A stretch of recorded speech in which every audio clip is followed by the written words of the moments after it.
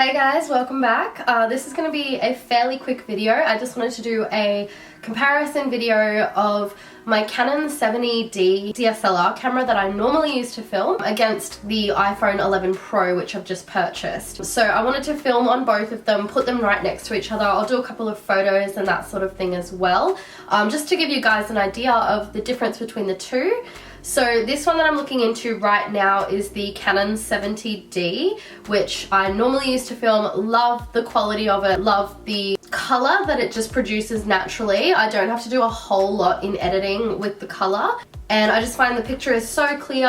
It makes it very easy for editing after filming. So this is my Canon 70D right here, and then I'm just gonna quickly switch over and show you what it looks like on the iPhone 11, which is this one here. So you can see quite quickly there's a difference in color straight away. I'm not editing any of this video because I do just want to see how it looks next to each other without editing any of the color or sound quality or anything like that. So this one, the iPhone 11 Pro, as you can see, it has a different angle that it shows. So you can see a fair bit more behind me than what you can see on the Canon. Different sort of range of what you can see behind me. And this is just on the standard iPhone 11 Pro selfie video setting. So the selfie camera has just as good quality as the camera on the back of the phone. The only difference with the camera on the back, you do have the option of zooming out to 0.5 of the regular camera setting.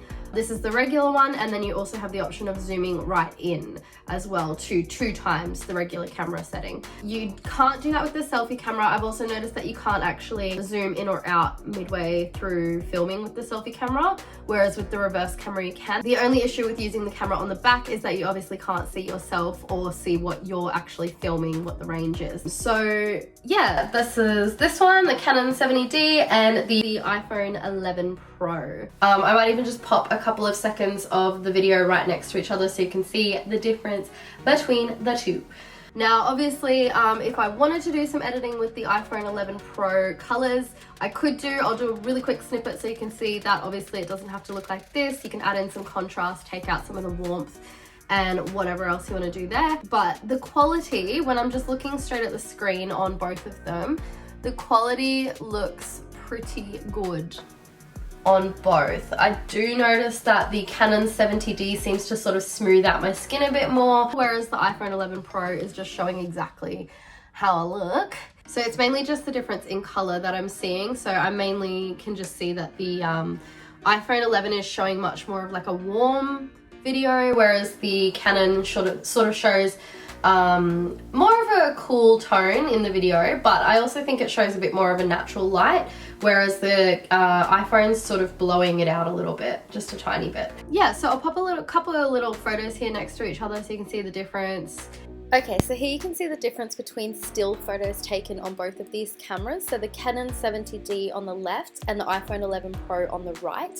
I definitely think you can see a difference, especially with the saturation on the iPhone.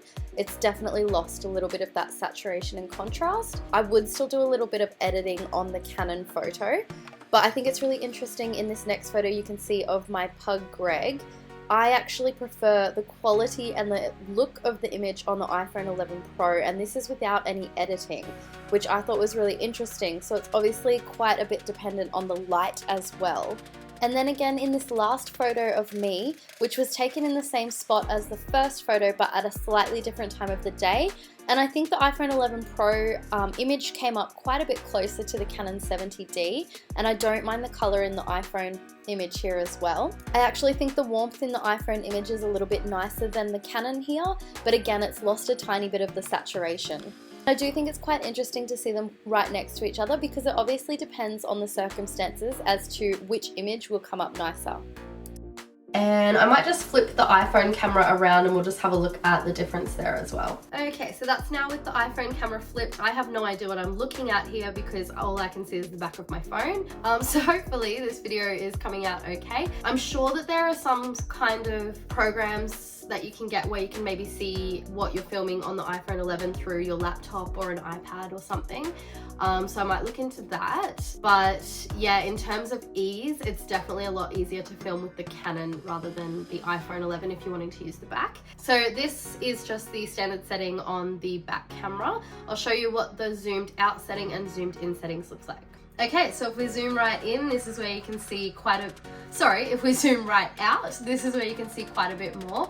So this is the 0.5 setting from the standard camera setting on the iPhone 11 Pro, and I'll just quickly show you what it looks like if we zoom right in as well. Okay, and that is zooming right into the ×2, the normal standard setting, and you can actually zoom in more than what this is zoomed in right now. I have no idea how close this is to me right now, by the way, so sorry if you just blare, I'm in my face.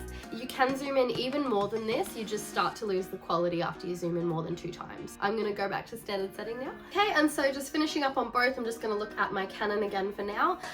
So that is the difference between the 2 cameras, just with a very quick overview of filming both. I'll leave some more notes and that down below about what I think about the difference with the 2. Let me know what you think just watching the video, which one looks better, and if you have any suggestions. If you do use the 11 Pro yourself to film vlogs, please let me know what kind of program you're using so that you can see yourself on the camera while you're filming. Thanks so much for watching, guys. I'll be posting some more of my tutorial videos as of next week.